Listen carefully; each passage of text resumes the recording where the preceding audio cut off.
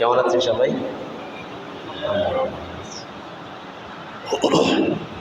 আমি অসুস্থ, 2 দিন ধরে খুব বেশি জ্বর, সর্দি, কাশি। কোরবানির পর দিন থেকে আলহামদুলিল্লাহ আজকে একটু ভালো লাগছে, আপনাদের দোয়ায়, আল্লাহর রহমত। চেষ্টা করব কয়েক মিনিট আজকে জুমার খুতবার হক যেটা বা আদায় করার জন্য ইনশাআল্লাহ আল্লাহ তৌফিক দান করুন বলে আল্লাহুম্মা আমিন।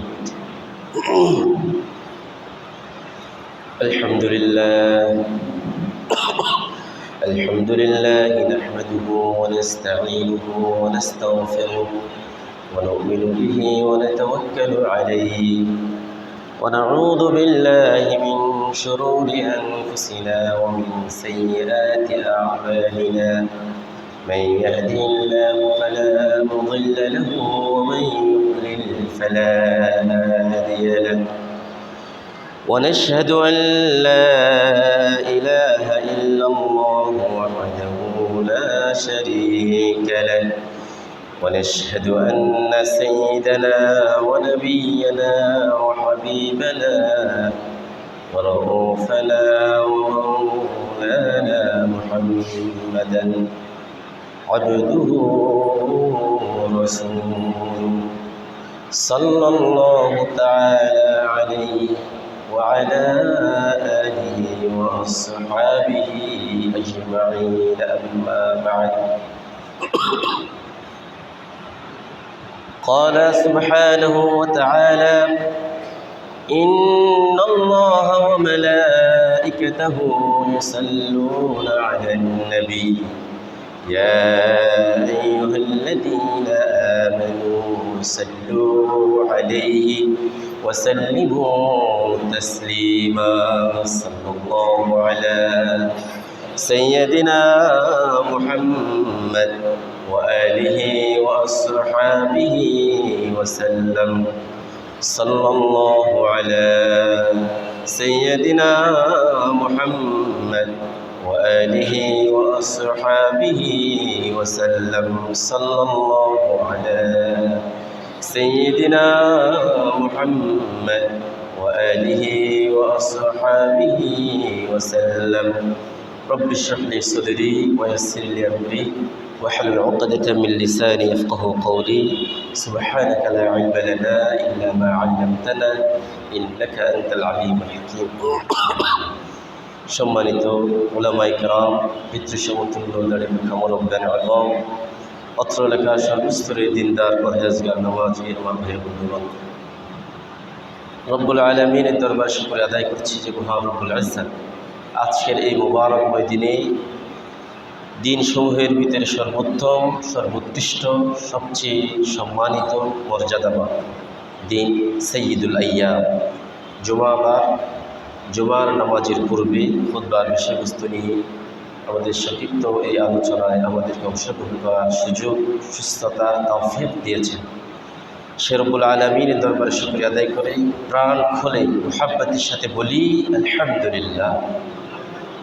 লক্ষ কোটি তার চেয়েও অধিক দরুদ সালামের হাদিয়া আল্লাহ তাআলা আমাদের সকলের পক্ষ থেকে রহমাতুল লিল আলামিন মুহাম্মদ রাসূলুল্লাহ সাল্লাল্লাহু আলাইহি ওয়াসাল্লামের নূরানি কদম মুবারকে পৌঁছিয়ে দিন। সকলে বলি আল্লাহুম্মা আমিন।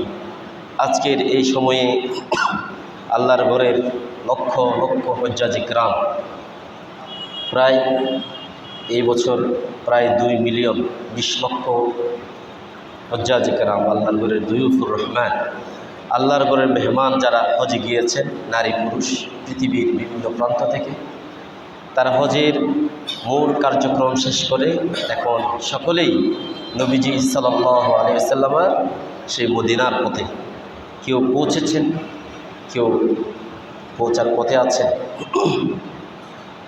রাসূলুল্লাহ সাল্লাল্লাহু আলাইহি ওয়াসাল্লামের রোজা মোবারকে হাজিরা দিয়ে সালামি দিয়ে তারা আবার স্বদেশে ফিরে আসবে।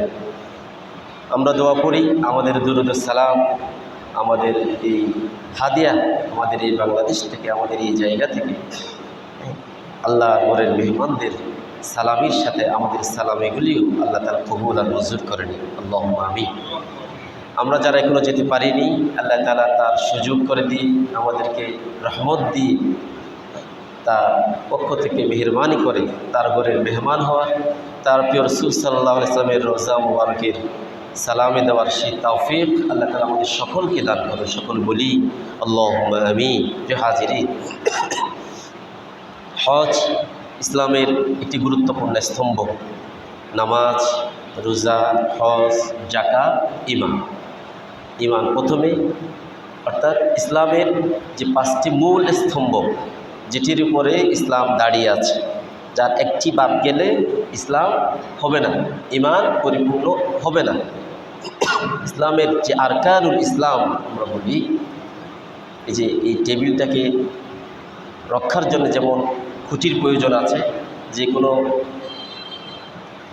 বিষয়ের স্থিতিশীলতার জন্য যেভাবে খুঁটির প্রয়োজন আছে, ইসলামের খুঁটি হচ্ছে 5টি। আমরা প্রায় সময় বলি, এরপর একটি স্মরণ করে দেওয়ার জন্য বলি, যেহেতু ফাইন্নাদ যিকরা তানফাউল মুমিনিন, মুমিনদেরকে স্মরণ করে দেওয়া, এখানে মুমিনদের জন্য কল্যাণ রয়েছে, বারবার স্মরণ করে দেওয়া। আল্লাহ রাসূল সাল্লাল্লাহু আলাইহি ওয়াসাল্লাম ইসলাম কি শেখাতে গিয়ে মানুষকে শেখালেন। قال رسول الله صلى الله عليه وسلم আরকানুল ইসলাম খামসাতুন, ইসলামের রুকন 5টি। কি কি? শাহাদাতু আল্লা ইলাহা ইল্লাল্লাহ ওয়া আশহাদু আন্না মুহাম্মাদান রাসূলুল্লাহ। 1 নম্বর রুকন হলো সাক্ষ্য দেওয়া আল্লাহ ছাড়া আর কোনো ইলাহ নাই এবং মুহাম্মদ রাসূলুল্লাহ সাল্লাল্লাহু আলাইহি ওয়াসাল্লাম তার রাসূল। 1 নম্বর রুকন। 2 নম্বর হলো ইকামুস সালাত, নামাজ কায়েম করা, ওয়া ইতাউজ যাকাত, যাকাত প্রদান করা, ওয়া সাওম রমাদান, রমাদানুল মুবারকের রোজাগুলি পালন করা, ওয়াল হজ্জু মান ইসতাতাআ ইলাইহি সাবিলা, যার উপরে হজ ফরজ হয়েছে সামর্থ্যবানদের জন্য হজ আদায় করা। এই 5টি ইসলামের মূল স্তম্ভ। এই 5টিকে পরিপূর্ণভাবে ফলো করা, মেনে চলা, অনুসরণ করা, এটি মূলত ইসলামে পরিপূর্ণভাবে প্রবেশ করার নামান্তর। আল্লাহ তাআলা আমাদের বোঝার তৌফিক দান করে, বলি আল্লাহুম্মা আমিন। প্রিয় হাজিরিন, গত কিছুদিন আগে আমাদের কাছ থেকে কোরবানি গেল। কোরবানি আমাদের কাছ থেকে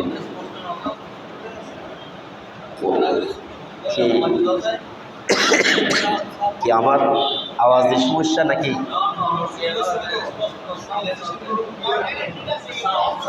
সাউন্ড সিস্টেম সমস্যা নাকি আমি অসুস্থ? আমি ভালো করে আওয়াজ করতেছি, একটু ইয়া করে দেন, একটু কমাই দেবেন।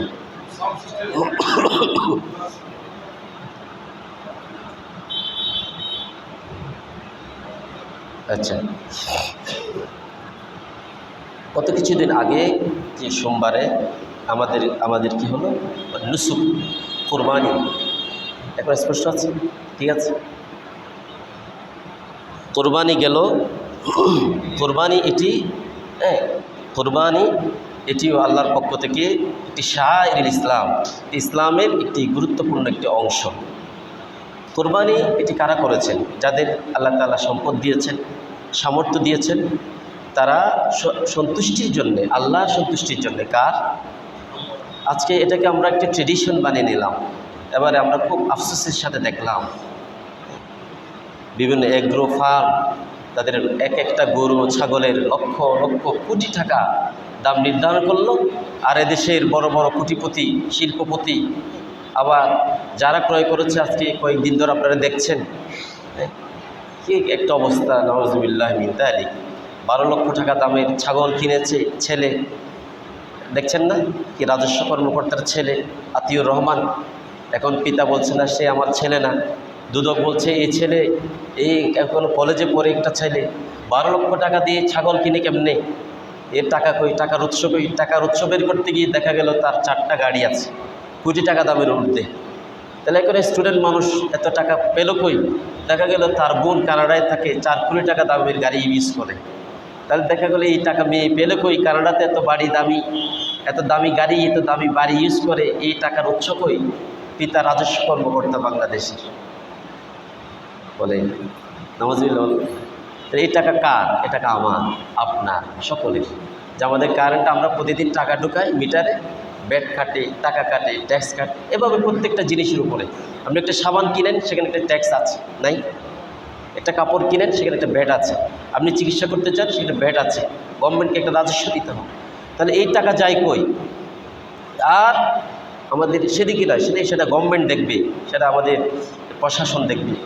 আমাদের কথা হচ্ছে এই টাকা দিয়ে, এই টাকার একটা ট্রেডিশন বানিয়ে লক্ষ লক্ষ টাকা, কোটি কোটি টাকা দামের গরু কিনে, ছাগল কিনে, ফেসবুকে, ইউটিউবে, টিকটকে এগুলি নিয়ে আবার ভিডিও বানিয়ে মানুষকে প্রচার করা, এটা যেন একটা কোরবানির ট্রেডিশন। মূলত কোরবানি এটার জন্য নয়। কোরবানি কেন? আপনাকে আল্লাহ তাআলা কিছু ছাড়া এই দুনিয়া পাঠিয়েছেন। আপনাকে আল্লাহ তাআলা বড় করলেন, মেধা দিলেন, জ্ঞান দিলেন। এরপর আপনি আপনার সেই জ্ঞান, মেধা, যোগ্যতা, প্রতিভা, বুদ্ধি এগুলি খাটিয়ে পরিশ্রম, শারীরিক, কায়িক, আর্থিক, মানসিক সকল প্রকার পরিশ্রম করে আপনি কিছু টাকা মালিক হলেন। মূলত এই টাকার মালিক আপনাকে বানানোর পিছনে একমাত্র আপনার পিছনে যিনি সহজ করে দিলেন কে? আল্লাহ তাআলা বললেন, তোমার তো কিছুই ছিল না, তোমাকে টাকা দিলাম, ধন দিলাম, সম্পদ দিলাম, জ্ঞান দিলাম, মেধা দিলাম, প্রতিভা দিলাম, তোমার এই যে অর্থ, এগুলি তোমাকে দিলাম, এগুলির শুকরিয়াতান তুমি আবার কোরবানি করো। যেমন আমরা যখন সূরাতুল কাউসার দেখব, ছোট কোরআন কারীমের 3টি আয়াতের এই সূরা, এদিকে বলেই শেষ করে দেবো ইনশাআল্লাহ। আল্লাহ তাআলা রাসূলুল্লাহ সাল্লাল্লাহু আলাইহি সাল্লামকে শেষের দিকে এসে বললেন, হে হাবিব, সূরা কাউসারের একটি ছোট সারমর্ম, শানে নজুল আছে। এই সূরাটি নাজিল কেন হল? রাসূলুল্লাহ সাল্লাল্লাহু আলাইহি সাল্লামের কলিজার টুকরো সন্তান ইব্রাহিম রাদিয়াল্লাহু তাআলা আনহু, তিনি ভূমিষ্ঠ হওয়ার পরে ইন্তেকাল করলেন, পৃথিবীতে আসার পরে। যেহেতু ছেলে, একটি বংশ পরম্পরা রক্ষার জন্য ছেলের প্রয়োজন। এই ছেলে যখন মারা গেলেন, ইন্তেকাল করলেন, তখন আবু জেহেল ঘর থেকে দূরে বের হয়ে চিৎকার করে মক্কার অলিগলিতে চিৎকার করা শুরু করলো, মুহাম্মদ নির্বংশ হয়ে গিয়েছে। মুহাম্মদ কি হয়ে গিয়েছে? কারণ তার যে একেবারে সেই কনিষ্ঠ যে সন্তান ছিল ইব্রাহিম রাদিয়াল্লাহু আনহু, তিনিও মারা গেলেন। এই সন্তান যদি বেঁচে থাকতো, তাহলে মুহাম্মদ এই পৃথিবীতে হয়তো তার বংশ পরম্পরায় বেঁচে থাকতো। আর তাকে বাঁচিয়ে রাখার মতো পৃথিবীতে আর কেউ নাই, সে নির্বংশ হয়ে গিয়েছে। যখন এই কথা আসলো, তখন আল্লাহ রাব্বুল আলামিন ইজ্জত রাসূলুল্লাহ সাল্লাল্লাহু আলাইহি ওয়াসাল্লামকে সান্ত্বনা দিয়ে সূরাতুল কাউসার নাজিল করলেন। তিনি বললেন, আমি তোমাকে কাউসার দিলাম। উলামায়ে কেরাম, মুফাসসির কেরাম বললেন, এই কাউসার শব্দের অর্থ হাউজে কাউসার হতে পারে। আরেকটা অর্থ বলেছেন, হে রাসূল, আমি আপনাকে দুনিয়া আখিরাতের সমস্ত কল্যাণ আমি আপনাকে দান করলাম। সুবহানাল্লাহ বলবেন, সুবহানাল্লাহ শুরু করে বললেন, আমি আপনাকে দুনিয়া আখিরাতের সমস্ত কল্যাণ আমি আপনাকে দান করলাম। সুতরাং আপনাকে যেহেতু আমি সমস্ত কল্যাণ দান করলাম, আপনি এর শুকরিয়াতান, নামাজ পড়ুন আপনার রবের জন্যে এবং কোরবানি করুন আপনার রবের জন্যে। তাহলে কোরবানি কার জন্যে? কথাটা বোঝাতে চেয়েছিলাম শুধু এই জায়গায়। কোরবানি কার জন্যে? আল্লাহর জন্যে। আমরা এখনও যারা ভুলে আছি, আমরা সচেতন হয়ে যাব ইনশাআল্লাহ। এরপর আল্লাহ তাআলা বললেন, তাহলে এই সূরা আল্লাহ তাআলা কি বললেন? আল্লাহ তাআলা ইরশাদ করলেন, বিসমিল্লাহির রহমানির রহিম, ইন্না আ'তাইনাকাল কাউসার ফাসাল্লি লিরাব্বিকা ওয়ানহার ইন্না শানিআকা হুয়াল আবতার। হে রাসূল সাল্লাল্লাহু আলাইহি ওয়াসাল্লাম, হাবিব, আমি আপনাকে কাউসার দান করলাম, সুতরাং আপনি শুকরিয়াতান আল্লাহর, আপনার রবের জন্য নামাজ পড়ুন এবং কোরবানি করুন। আপনাকে যারা নির্বংশ বলে আপনি দেখবেন, মূলত তারাই নির্বংশ হয়ে যাবে। পৃথিবীর এই জীবন ব্যবস্থা যতদিন থাকবে, কিয়ামত পর্যন্ত কোটি কোটি উম্মত পুরো বিশ্ব ব্রহ্মাণ্ডে আপনার উম্মত হয়ে থাকবে। আপনাকে আপনার স্মরণ পুরো পৃথিবীতে সারা জীবন কিয়ামত পর্যন্ত থাকবে। আপনাকে যারা নির্বংশ বলেছে, তারা পৃথিবীর ইতিহাস থেকে একসময় মুছে যাবে। ঠিক না বলেন?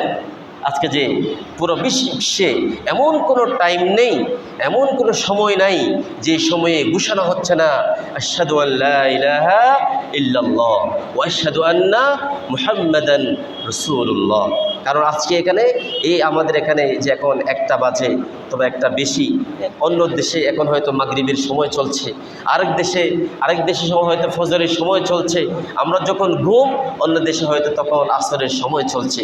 এভাবে পুরো পৃথিবীতে প্রতিটা সময়ে একটা মুহূর্ত বাকি নাই যে সময়ে আল্লাহ এবং তার রসুলের গুণগান এই পৃথিবীর মানুষ এই গুণগান গাচ্ছে না, সুবহানাল্লাহি ওয়া বিহামদি। সুতরাং আল্লাহর শান এবং রাসূলুল্লাহ সাল্লাল্লাহু আলাইহি ওয়াসাল্লামের এই মর্যাদাকে আল্লাহ তাআলাই সমুন্নত করলেন এবং সেখানেই আল্লাহ তাআলা বললেন তোমার এই কুরবানি হবে কার জন্যে? আল্লাহর জন্য। আমরা যে বলি কুল ইন্না সলাতি ওয়া নুসুকি ওয়া মাহইয়ায়া ওয়া মামাতি লিল্লাহি রাব্বিল আলামিন, আমার নামাজ, আমার কুরবানি, আমার জীবন, আমার মৃত্যু সব কিছু কার জন্যে? আল্লাহর জন্য। অতএব আল্লাহর জন্য যদি হয় সেখানে লৌকিকতা, সেখানে রিয়া, সেখানে প্রদর্শনেচ্ছা, সেখানে মানুষকে দেখানো আমি শিল্পপতি, আমি বড় 10-20 লাখ টাকা দামের একটি গরু না কিনলে কি হয় নাকি, এই ধরনের এগুলি দেখানো, এগুলিতে কোরবানির কোনো তাৎপর্য, কোরবানির কোনো শিক্ষা এখানে নেই। কোরবানির আরেকটি গুরুত্বপূর্ণ শিক্ষা হচ্ছে পশুকে কোরবানি দেওয়ার সাথে সাথে আমাদের মনের ভিতর যে পশুত্ব আছে, আমরা গুনাহগার, আমরা চোখের গুনাহ করি, আমরা হাত দিয়ে গুনাহ করি, আমরা কলম দিয়ে গুনাহ করি, আমরা মিথ্যা সাক্ষ্য দিয়ে গুনাহ করি, আমরা কথা বলা গুনাহ করি, আমরা পায়ে হেঁটে গুনাহ করি, আমরা অঙ্গ প্রত্যঙ্গ দিয়ে গুনাহ করি, আমরা প্রকাশ্যে গুনাহ করি, আমরা অপ্রকাশ্যে গুনাহ করি, আমরা বন্ধু বান্ধবের পাল্লায় পরে গুনাহ করি, আমরা শয়তানের কুমন্ত্রণায় পরে গুনাহ করি, আমাদের অন্তরে অনেক ধরনের কালিমা, অনেক ধরনের পশুত্ব আমার হৃদয়ের ভিতরে রয়েছে। কোরবানির পাশাপাশি কোরবানির শিক্ষা হচ্ছে আমার এই পশুত্বকে কোরবানি দিয়ে দেওয়া। আল্লাহ তাআলা আমাদের প্রত্যেকের কোরবানিকে কবুল করুন, আমাদের হৃদয়কে ধুয়ে মুছে একেবারে পরিচ্ছন্ন একটি হৃদয়ের মানুষ হওয়ার তৌফিক আল্লাহ তাআলা আমাদের সকলকে সেই তৌফিক দান করে। সকলে বলি আল্লাহুম্মা আমিন ওয়া আখিরু দাওয়ানা আলহামদুলিল্লাহি রাব্বিল আলামিন। শুকরান জাযাকুমুল্লাহ। আসসালামু আলাইকুম ওয়া রাহমাতুল্লাহি ওয়া বারাকাতুহু।